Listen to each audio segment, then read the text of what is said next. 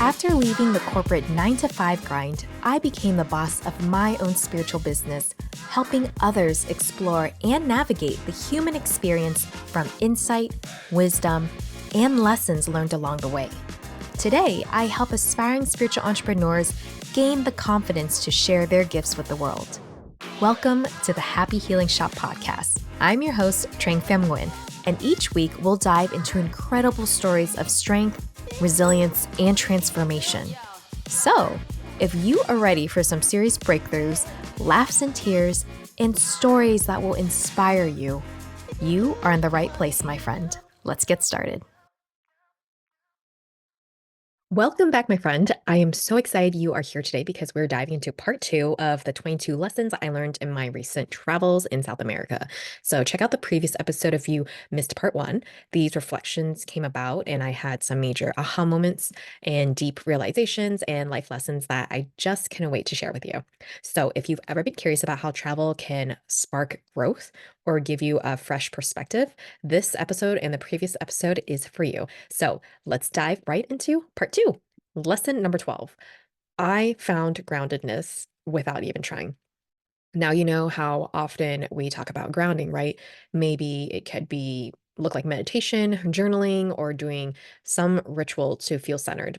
And listen, those things are great. They work. They might take time to do. But on this trip, I experienced something totally unexpected and it was magical for me. I didn't do any of that. I did not do meditating, didn't journal or anything typical or other things that you might see as woo woo or spiritual. I wasn't even trying to ground myself at all. But there I was sitting at a park, many times at a cafe, or even on a random bench outside. And I felt a deep sense of presence. I felt whole and not an Instagram worthy, like I'm centered vibe, but truly beautifully present. I was just there and I don't know how to describe it than simply that, watching people run, bike along, um, staring at the leaves in a tree, or even seeing cars drive by. And it made me realize, like, even though I knew it, this is what the feeling of being present feels like. It's what I'm craving when I say I want balance, right? And what's fascinating is when you're traveling, especially somewhere new and exciting, it's almost like this happens naturally, at least for me. I mean, it does help that you're immersed in everything around you, the sounds, the smells, the colors, the newness and everything. It's fresh, it's different. It like pulls you into this moment without realizing it, right? Compared to being at home and being in the same environment. And for me, at least, travel has this way of making me slow down and just notice. And when I was on this trip, that's exactly what happened. I started savoring these moments, really noticing the small things, the pastry I was eating, the way the sunlight hit a building, or just people passing by. Now, don't get me wrong, I still had thoughts swirling in my head, but the interesting part was none of those thoughts were about the future. There was no planning, no worrying about what needs to get done, no what ifs.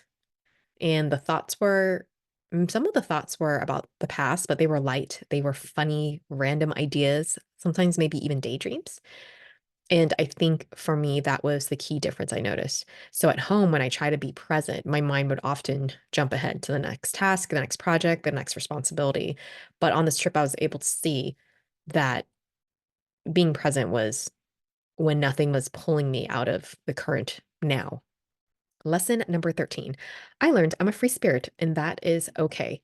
So now, if you've been hanging out with me for a while, you know that I'm a Capricorn, and you know that I probably live likely for structure. I love a good plan, a well organized to do list, and having my ducks in a row. But I also learned about myself on this trip is that I deeply value my freedom. Like, huge, huge, huge. And here's the kicker. So there's this tension between those two parts of me, the structure loving Capricorn and the freedom craving free spirited person. And that tension is where I realize is the work I need to do, the lesson I'm trying to navigate, the balance I'm trying to get to. So, to break it down for you, I've always resisted long term commitments without realizing it. So, more so of wondering, oh, what's wrong with me? Why can't I just be okay with the idea of a 30-year mortgage or a 5-year business plan? But this trip gave me clarity on the why. And it's not because I'm flaky at all. People that work with me that have been around me know that's not me, but it's also not because I'm indecisive, but it's rather I crave options. I crave the flexibility, the autonomy. And the truth is that's not something to fix. It's something to honor as a part of me. And on this trip, I was in full free spirited mode. I was curious, open to new experiences, independent. And for the first time in a very long time, I felt completely at ease. I've always known that I've had the side of me that doesn't want to be attached to what people traditionally value things, people, a home, material possessions. And this trip, again, helped me understand the why behind that, though. And I realize it's because attachment can feel heavy to me. It can feel like responsibility, which could feel like suffocation. And, responsibility isn't always a bad thing, but for me, too much of it can feel restrictive. And for example, take owning a home. For many people, a home and a 30-year mortgage is the ultimate dream, right? But for me, the thought of that makes me feel like, ugh, homes and cars always need fixing. They are work. If I get a house, part of me is thinking, okay, this is good because I always have a place to live at least. But another part of me is, what if in 5 years I want to do something else? What if, and I want to move, but the market isn't right to sell. And so what if I feel stuck because of that? So in my mind, this becomes a back and forth conversation. Do I really want to be locked into something like that? And if I'm locked in, I am super locked in, right? And that thought brings up a whole layer of questions for me. Even in business, for example, take this podcast. Right now, if I want to stop tomorrow, I could, but there is no big contract tying me down. However, if someone said, Trang, you've got to sign this 5-year contract, it'd be a whole different story. And 5 years of stable income sounds amazing, but what if in 3 years I hate this? What if I feel trapped? Do I want to do this for that long? And how do I create the structure that doesn't feel restrictive, but still gives me stability? And so, again, it's that constant war in my head between freedom and structure. So, if you're someone that also craves freedom, whether it's in your relationships, your work, or just your day to day life, it's okay to want options. It's okay to want flexibility and autonomy. Doesn't mean that you are necessarily indecisive or flaky or non-committal. It's just honoring the different parts of who you are. And just like me, you get to find your own balance and what that means to you. Lesson number 14. The more you own, the more it can own you. Let's be real, adulting is expensive. Cars break down, houses need maintenance, insurance, taxes, repairs, expenses, it all adds up. And it's funny because it's like kind of a paradox, isn't it? Like, in one hand, ownership can bring so much comfort and stability, but on the other hand, it can also weigh you down. And I want to unpack this today because honestly, this realization hit me like a ton of bricks during my recent travels. So, when I was abroad, I was living out of a suitcase. I wasn't responsible for a car, a house, or anything besides myself and my backpack. And I felt free in a sense. And it reminded me that freedom and ownership don't always go hand in hand. Sometimes, depending on your situation, having less can give you the most peace. Now, don't get me wrong. I'm not saying that you shouldn't own things at all. Owning things has its perks. It can be having a home is comforting. Driving your car is very convenient, especially here in the States. And having pets, they bring so much joy, like so much joy. But here's the thing that hit me: the more that you own, the more you're responsible for. So again, cars can break down, houses need repairs, all these fees and insurance creeps up on you, and the unexpected things pop up, and they do add up. So for me, it's a mix of this feeling of pressure and responsibility and owning things like it's a trade-off. It can come with a weight that ties you down to certain obligations, like staying in a job you don't like because you need to cover all these bills. And it's not just the physical upkeep, it's the mental and emotional space that all these responsibilities take up too. And again, I'm not here to tell that owning things is bad or that you should get rid of all your stuff, but I do challenge you to think about what you really need to feel happy and fulfilled. And for me, traveling was a reminder, it's a wake up call for some people. And living light made me realize, or reinforced for me more so, that I don't need a lot to feel at ease. And the simplicity of having fewer responsibilities allowed me to focus on what matters more: my experiences, my connection with people, and my inner peace. Less stuff meant for me less pressure, less obligation, and less attachment, which can create so much more room for freedom, creativity, and joy. Lesson number 15, richness is not just income, it is a lack of burden. So one day in a cafe, it hit me that I might be the most broke out of all my friends in terms of net income, but I'm the one with the least amount of debt, loans, or financial stress. And it was so weird of me to think it that way. But then I was like, you know what? I am rich. The work that I do is very project based. So part of me is always wondering when the next opportunity is going to come from. There's definitely a level of uncertainty and instability that comes with that.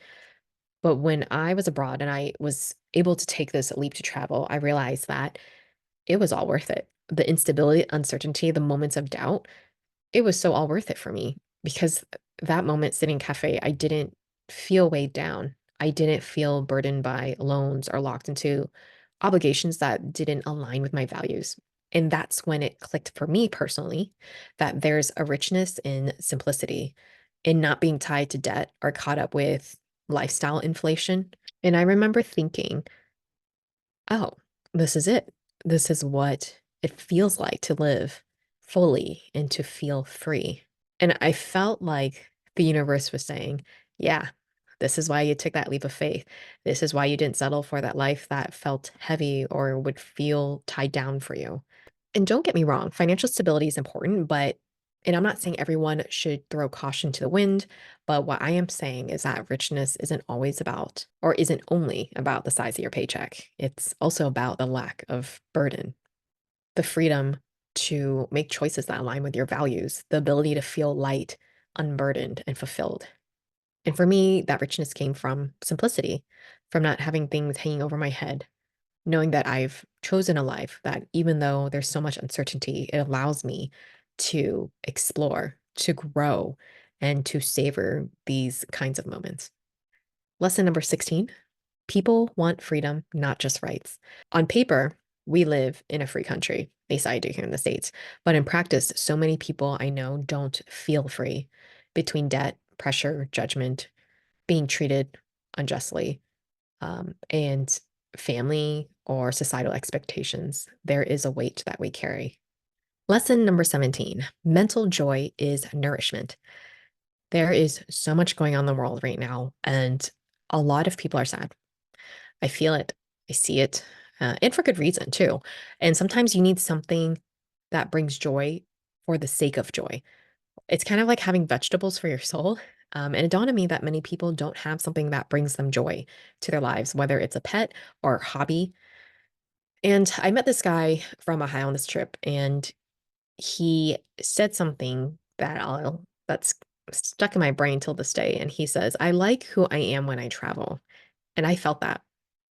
Traveling stripped away the noise and let my natural self come forward. It allowed me to be more playful, more curious, more open, and definitely more go with the flow. And for me, that was more joy and also mental nourishment. So, my question for you is what is something that brings you joy? And if you don't have something, what could you bring into your life that could bring you joy?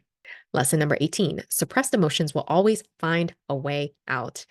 I got sick on my trip, sadly, a terrible cough, and it lingered for weeks. It's always the last thing to go, but this one lingered a lot longer than usual. And the more I tried to hold it in, the worse the cough came out, right?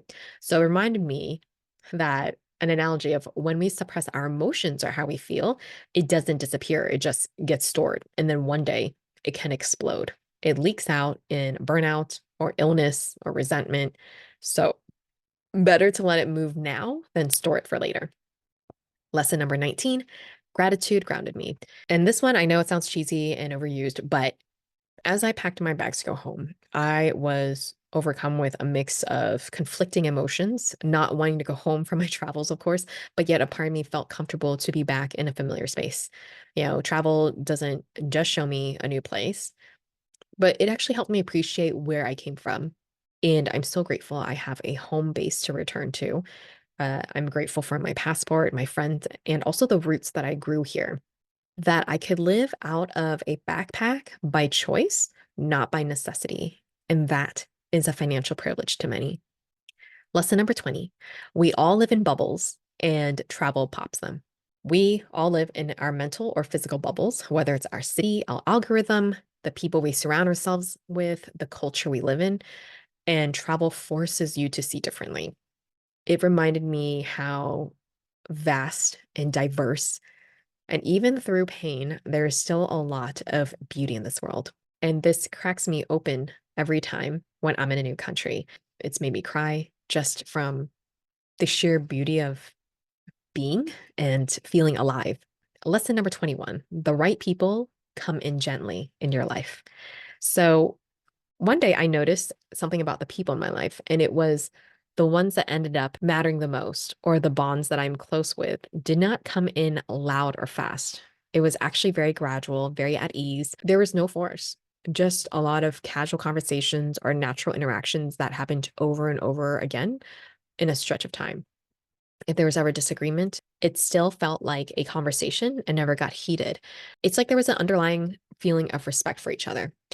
And so now I use that as a reference point and guide for me. And if I meet someone, it doesn't feel that way, it probably isn't aligned. Final lesson number 22. Maybe the secret is helping others, but also being helped by others. So one afternoon, I had a thought drop in that maybe the point of life is to just help and to also ask for help, to let people help you. And that's it. It's like a symbiotic cycle, building community, leaning on to each other as a group, not by dumping it all on one person, but by being in it together as a whole. And that's where the real connections, ideas, and solutions are born. And that's it. That was a lot. But if you're still here, I know this landed with you in some way. They are not just travel takeaways, but rather life takeaways. So maybe take a moment today to ask yourself what version of you shows up when you are most free? And using that as a frame of reference or as a template, how can you bring a little more of that into your week? And that's not going to be an easy answer. It requires a lot of breaking old patterns and habits, and that's okay. As always, if any of these resonated with you, please send me a DM or share this episode with someone who needs it. And if you've got any travel questions, oh my gosh, I could talk about this for hours. So please reach out to me. I am more than happy to give travel tips. And if you enjoyed this episode, it would mean the world to me if you left a review over at Apple Podcasts or Spotify. It will help others discover the show and join in on the magic. And don't forget, for more fun, head over to thehappyhealingshop.com where you'll find blog posts, guides, online courses, video series, and so much more to support you on your spiritual journey.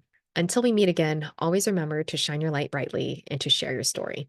You never know who it might help, inspire, or give hope to in their own journey. Thank you so much for spending your time with me today. It truly means a lot to me, and I will see you next time.